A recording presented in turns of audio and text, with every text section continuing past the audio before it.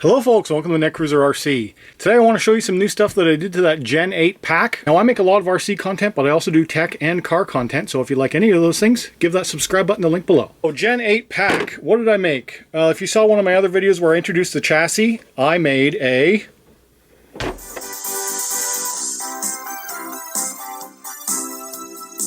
It is the single most embarrassing vehicle a human being can drive on today's roads. Oh, no, he didn't. I just bought the cheapest one, and I'm not embarrassed. Now, I'm sure you all are questioning my sanity even more than usual with this purchase, and even more so when I tell you that I actually sold my to be able to buy this Hummer H2. Don't be hating. Yeah, I made a Hooptie H2 Hummer. Yep, this is it. Lowering the property value of all my other RCs in the area. Pretty much the pinnacle of the GM downfall was the H2.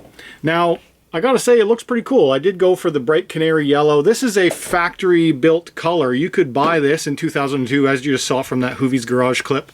And this was a production made vehicle. So I did try and keep it as realistic as possible, which means that I did a lot of masking to paint off all of the black areas around the windshield, around the clamshell hood close release, all of the loading bars on the top of the Hummer, as well as I blacked out around the vents along the lights and around the license plate area and around all the windows as well. I gave it a little bit of a black trim and black trim around the handle. Now this was not designed for a crawler. This is an old stocker. It's designed for a T-Max or an E-Max, so it doesn't exactly fit properly, but what I did do was I've completely shrunken the wheelbase on the Gen 8. This is a RedCat Gen 8.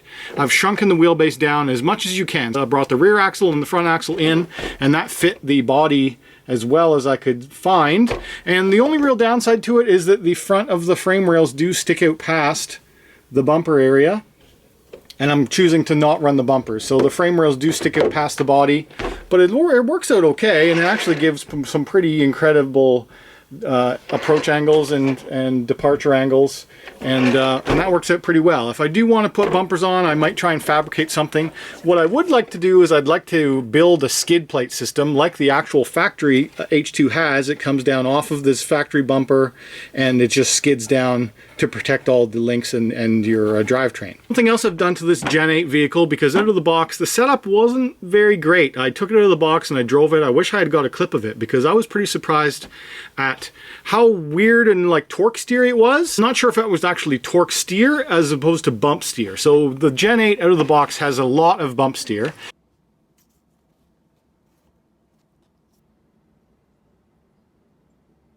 And I've made a slight modification to improve it. This steering link out of the box, it comes in the upper position. It sits above this steering link, and that means that these two connecting rods that are in here are at different angles, and that attributed to quite a bit of bump steer. So if you move this bar down, then it improves the angle, relationship of the angle between these two links, your steering link and your and this one, and it allows it so that when you compress your suspension,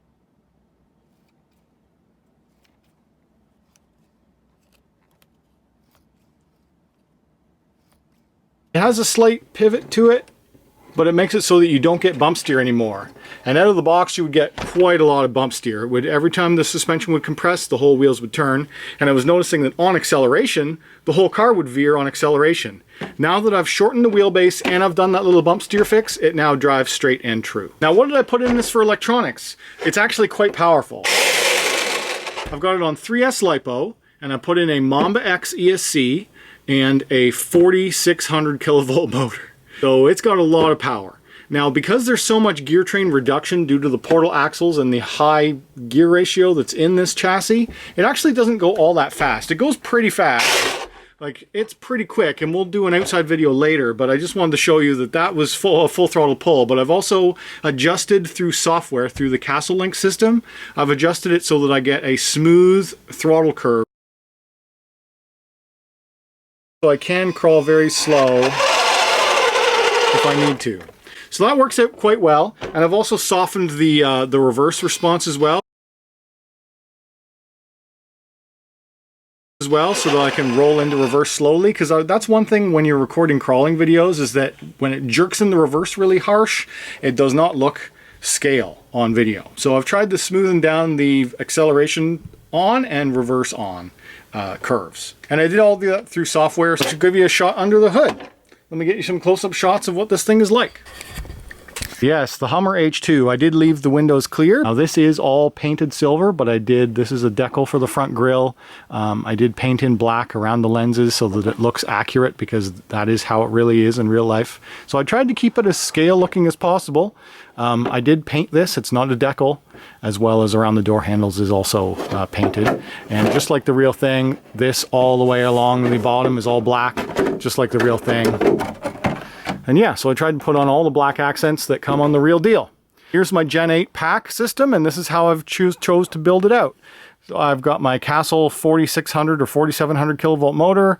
I've got a Venom 3S LiPo. I'm running the Amazon 20 kilogram DS3218 based servo, and over on this side I've got a Mamba X. Overall wiring is pretty clean. It just kind of loops in around. I am running the motor censored, so you've got a sensor wire there. So this is the first crawler that I have that is brushless and censored, and overall it doesn't really seem like a huge advantage over the brushed cheaper versions, so we will see. I have not given it a real drive yet out in the wild to see if 3S on this powerful a motor was worth it. If it's not, this power system might end up coming out of this, because this is a great power system for bashing as well. So we'll see how it does in this crawling application first.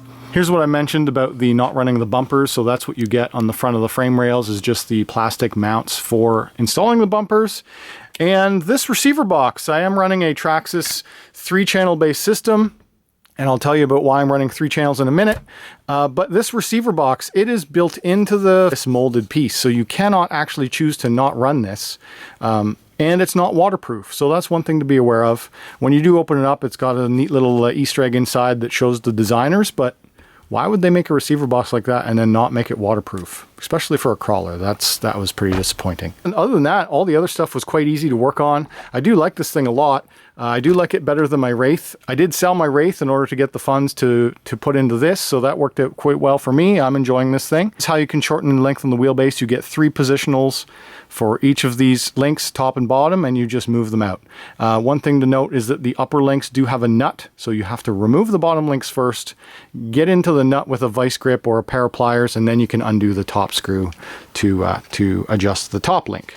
Now, one of the other advantages of the Mamba X was I went for a 3-channel system. So right now I'm in my trail mode, so that I can go full throttle, and it does a slow 10% drag brake. It's just a natural kind of slowdown.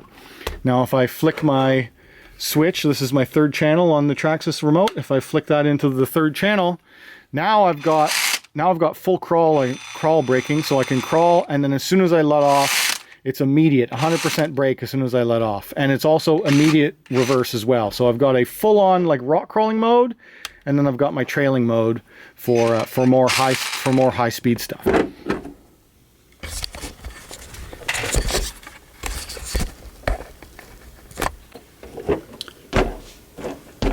So I'm excited to go give this thing a run. It is the long weekend coming up in Canada. We call it the May 2-4 Victoria Day long weekend. And I'm going to be crawling with a friend. So I'm going to see how this pans out on some trails that we find. I really like how it looks. As much as I dislike GM and all of their products pretty much, you know, I do like how this looks. For a RC model, I think it looks pretty cool. Alright guys, if you enjoyed this video, hit that like button. If you're new around here, subscribe. If you want to talk to me, leave a comment down below. And as always, thanks for watching.